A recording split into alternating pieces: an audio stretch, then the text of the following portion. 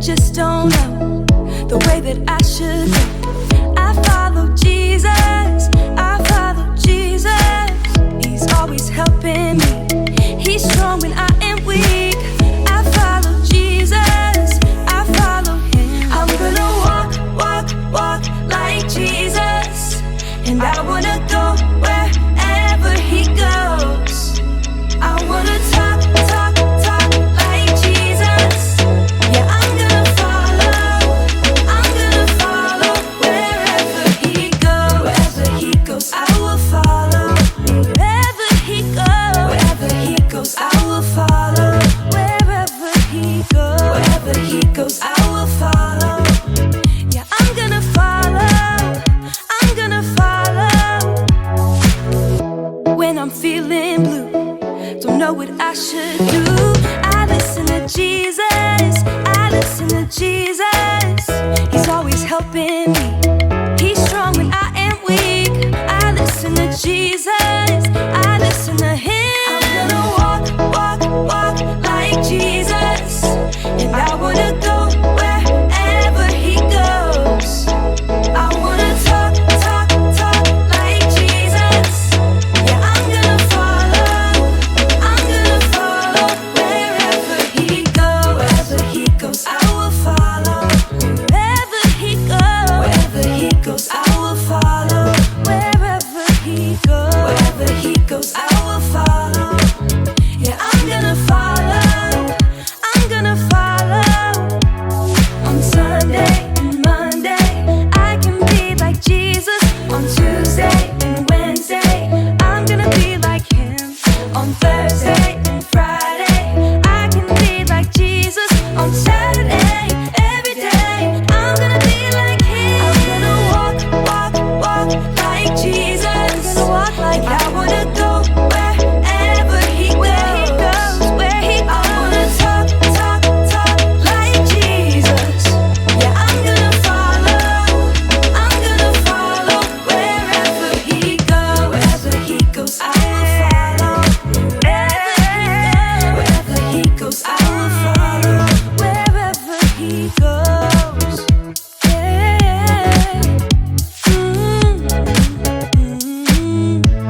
Wherever he goes. You know what time it is? Time to hear a story full of wonder. There's so much fun we'll have learning together. So let's go down to the clubhouse with Ollie and his friends. Let's go down to the clubhouse where wonder never ends at the Wonder Clubhouse. Meet with you at the Wonder Clubhouse. Meet with you.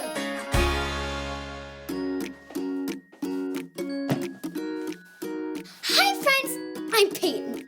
I heard there was a bunch of super fun shoes in the clubhouse. And if you've got great shoes, you need a great hat to match. Do you think we can find some shoes to match these hats? Me too. Let's see what shoes go with this hat.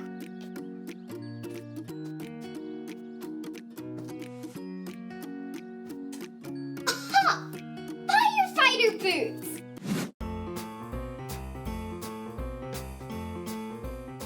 An artist gray. I wonder what shoes go with this. Colorful shoes. I wonder what kind of shoes a chef wears. Oh, I know.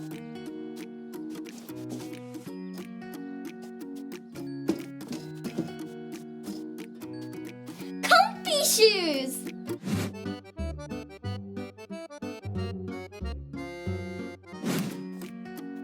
Are there any more matching hats in here? Who? It's Ollie! Hello, Peyton. Ready to get a job, are you? Oh, hi Ollie! All these hats and shoes go with really cool jobs. People do different things. It's true. And God loves each one of them too. Listen to this story. Just follow me through. Hoo, hoo. Follow me through, follow me through, who? Ollie's got a Bible story for me and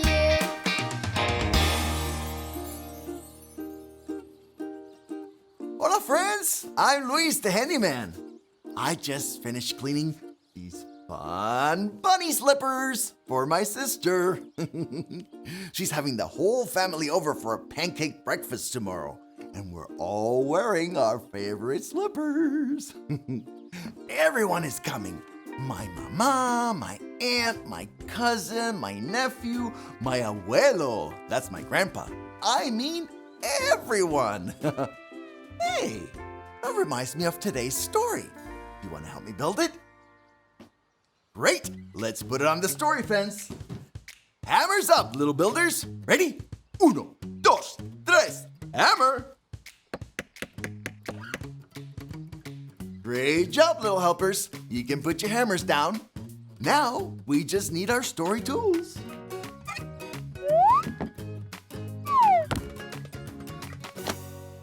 Yep, we have everything we need.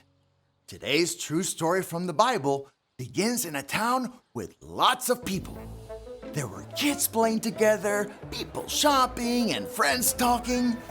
But look, do you see the man in the middle? That's Matthew.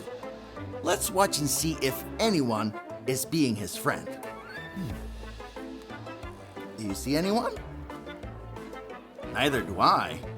Yeah, there are lots of people around, but no one is talking to him. That's because Matthew made bad choices that made people very mad, and nobody wanted to be his friend.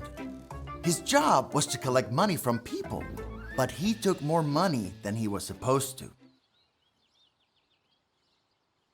One day, Jesus came to town. Jesus is God's son. He is super special and amazing.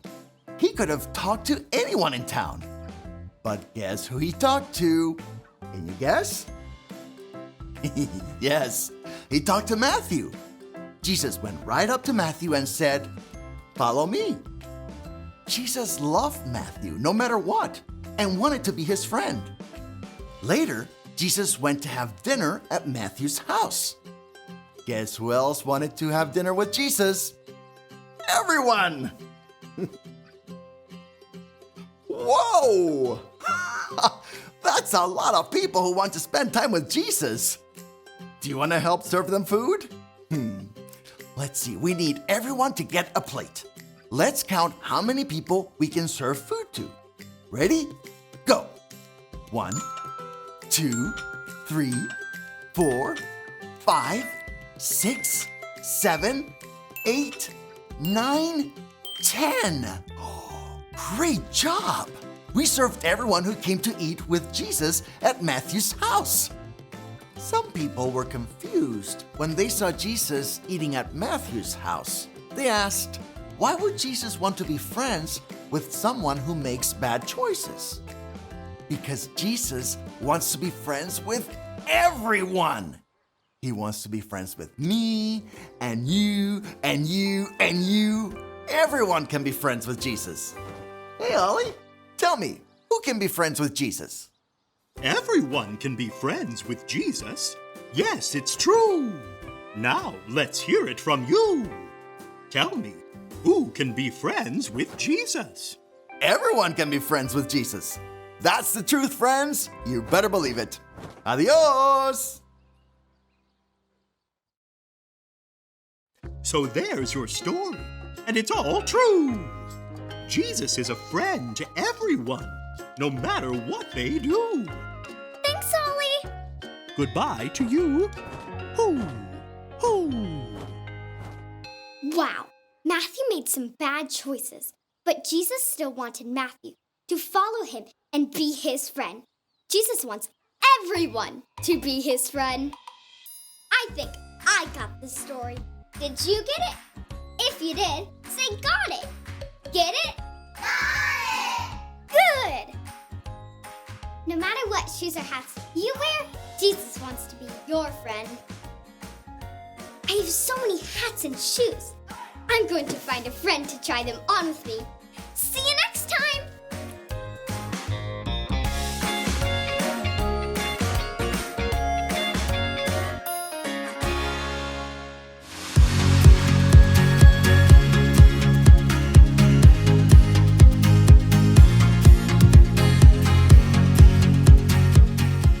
Come and follow me, Jesus said.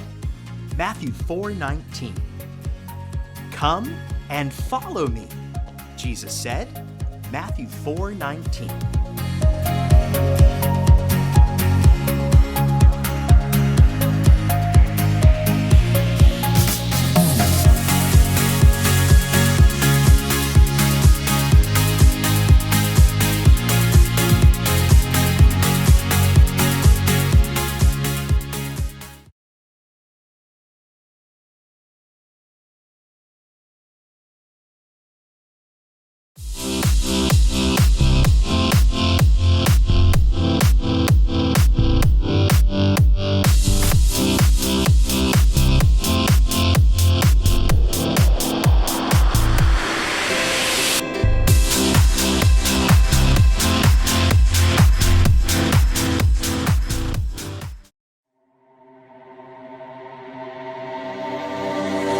Everyone come together, working hand in hand. It's easy if we all carry the load.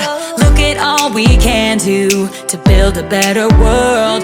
When you can trust in me and I can trust in you. So put your hands together.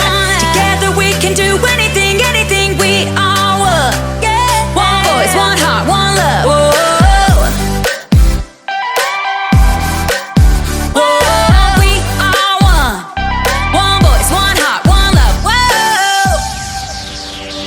We're gonna help this city all together now. We make a better story when we help each other out. With peace and understanding, you'll never walk alone. When you can trust in me and I can trust in you. The time is here, the time is now to take a stand and make it count. So put your hands together. Together we can do anything, anything we are one. One voice, one heart, one love. Whoa, put your hands together. Together we can do anything, anything we are one. One voice, one heart, one love. Whoa.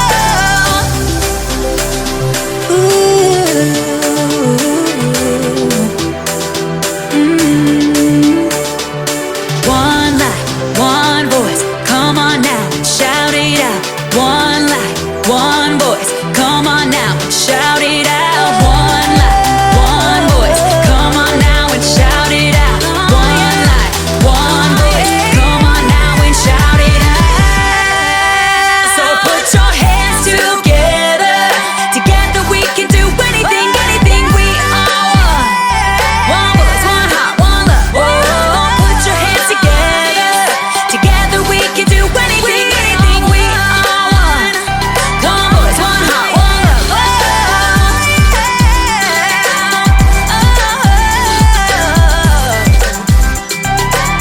Come on, yeah.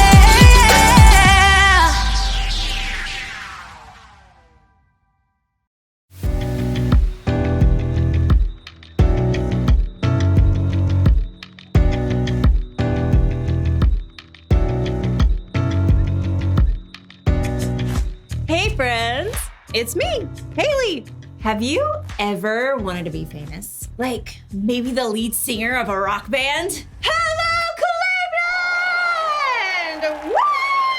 Woo! Or maybe you fancy yourself the lead guitarist. Can you picture it? A huge crowd of people watching you, cheering for you, chanting, Haley, Haley, Haley! Or, whatever your name is. That would be amazing. But, you know what?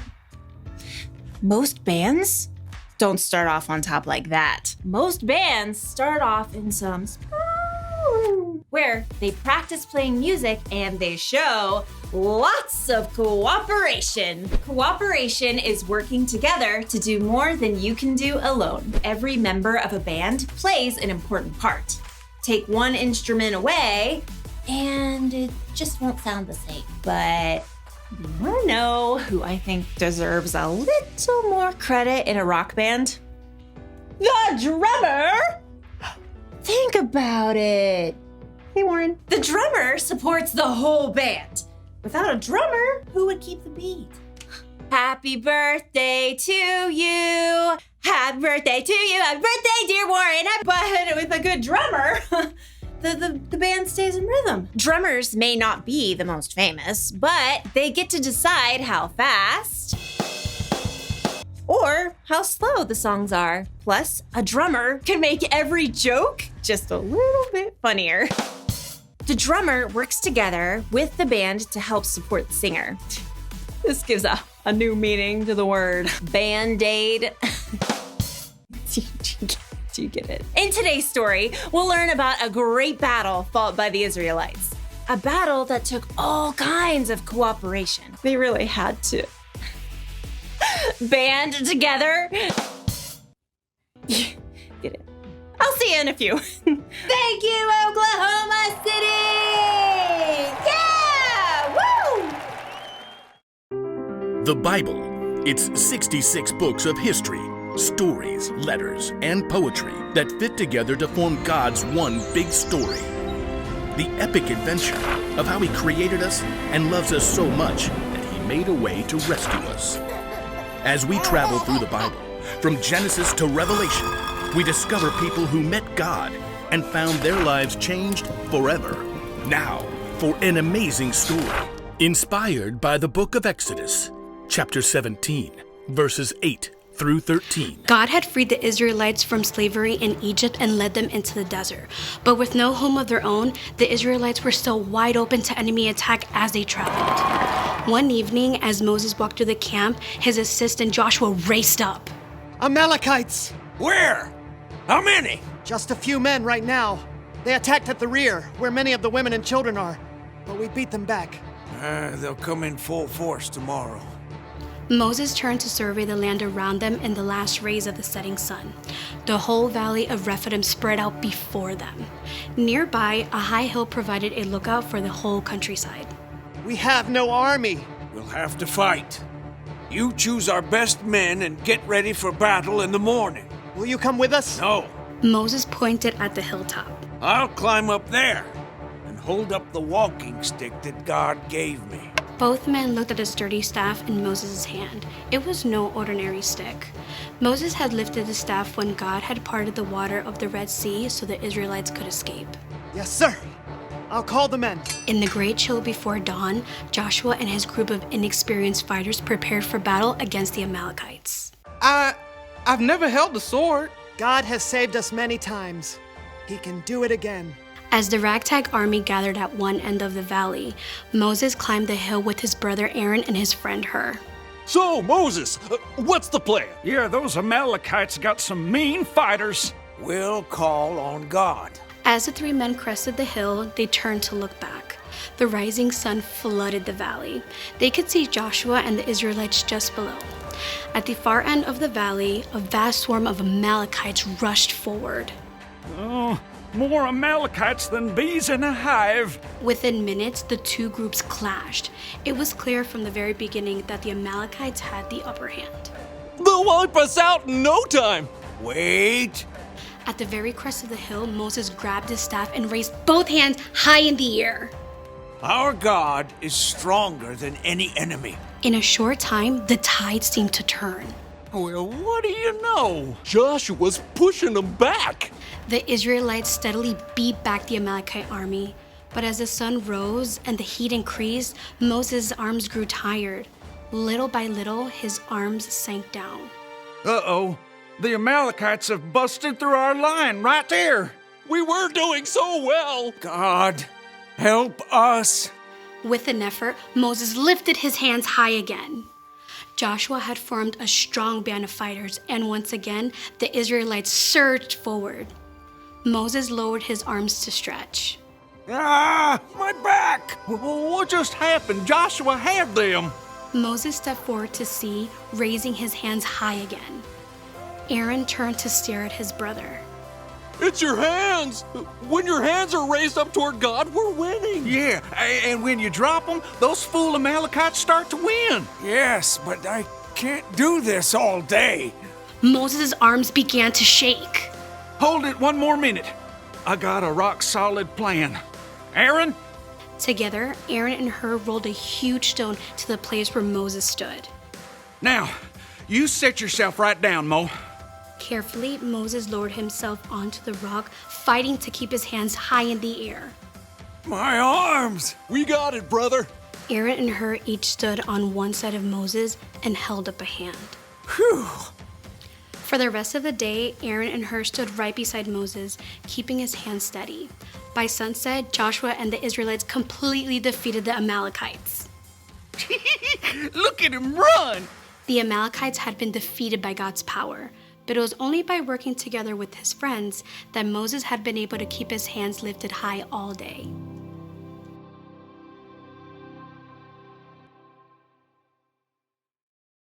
The battle against the Amalekites took loads of cooperation. Aaron and Hur worked together to help Moses. The three of them worked together to help Joshua and the Israelites. And God worked with all of them to do something miraculous. What's cool is that none of those people did what they did to make themselves famous. They were each trying to help someone else succeed. That's something you can do too. You can work together not because it makes you look good, but because it helps someone else.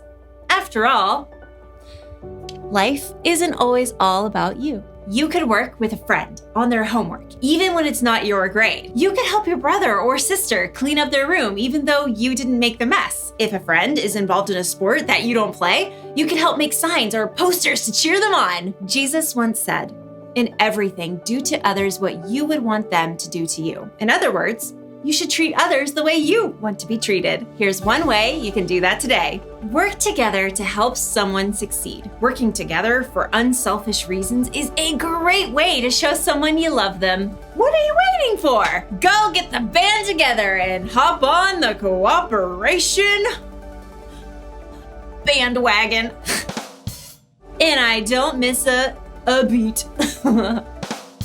It's time to face the music. Wait. See if you can drum up some support. No, drum up some support. No, okay, no support for that one. Thanks, Warren. I'll see you next time.